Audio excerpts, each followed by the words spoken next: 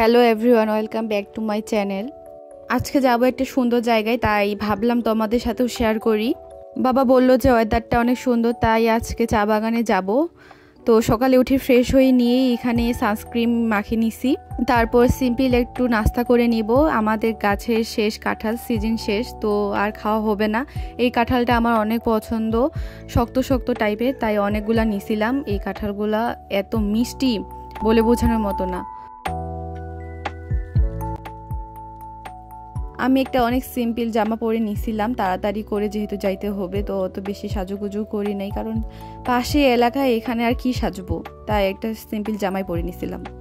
যাওয়ার আগে আগে দেখি যে বাবার ডাব ভাঙছে, তাই এখানে নারকেল খাইতে খাইতে বের হয়ে গেলাম বাসা থেকে। তারপর দেখি যে বাসা যে রাস্তাতে যাইতে হয়, মানে যেটাতে শর্টকাট, তো সেখানে যাই দেখি যে এত কাদা। তারপর পাশে একটা পুকুর ছিল, সেখান থেকে পা ধুয়ে নিছি, করার কিছুই নাই। আমাদের বাগানটা হয়ে গেছে অনেক দূরে, কারণ এক পাড়া থেকে আরেক পাড়া যাইতে হলে তো একটু দূরে হবেই। এখানে এখন করার কিছুই নাই, দেখো জাস্ট কতটা বাগান। বাবাকে এখনো বলি যে বাবা চলো এখানে বাসা করি, এখানে থাকবো, বাগান দেখবো, কত শান্তি। কিন্তু সমস্যা এখানেই যে দাদু ওই পাড়ায় বাসা করছে, এখন ওইখানে ওই বাসা ছাড়ে কি আর এখানে আসা সম্ভব? চলো তোমাদের দেখাই যে কোথায় থেকে কোথায় পর্যন্ত বাগানটা।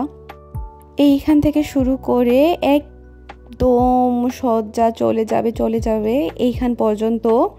এখান থেকে একদম শেষ প্রান্তে নদী, ওইখানে এখন যাওয়া যায় না। তো এইটা সবটাই। আজকে আবহাওয়াটা একটু বৃষ্টি বৃষ্টি, তাই কেমন যেন আসতেছিল, তাও অনেক সুন্দর লাগতেছিল, কারণ এমন জায়গায় যেমনই সময় হোক সুন্দর লাগবে এটা ধরা।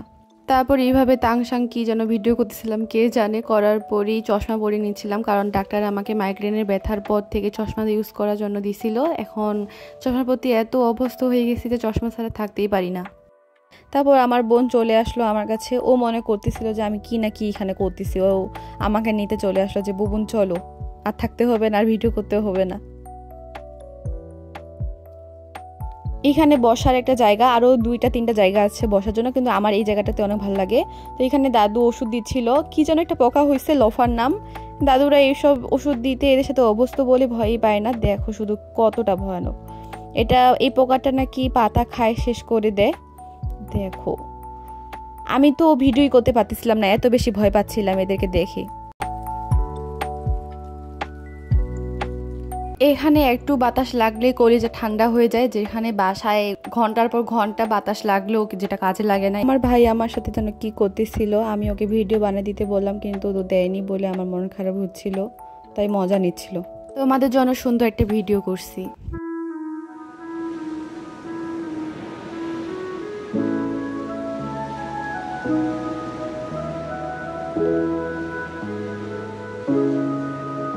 বাসা যাব ওই সময় একটা ভ্যান পাওয়া গেছে, দেখে দৌড় দিয়ে ভ্যানে উঠছি, কারণ এর দিকে কোনো ভ্যান কিছুই পাওয়া যায় না। আসার সময় কতটা রাস্তা যে হাঁটে আসছি, অবস্থা খারাপ হয়ে গেছে, তাই এটাকে আমরা হাতছাড়া করতে চাইনি।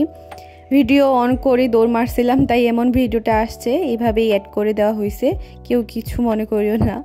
তো চলো যাওয়া যাক, বাসা অনেক দেরি হয়ে গেছে, আমার প্রচুর খিদা পাইছে, কারণ 10টার দিকে যেখানে ভাত খাই সেখানে এখন 1টা বাজে।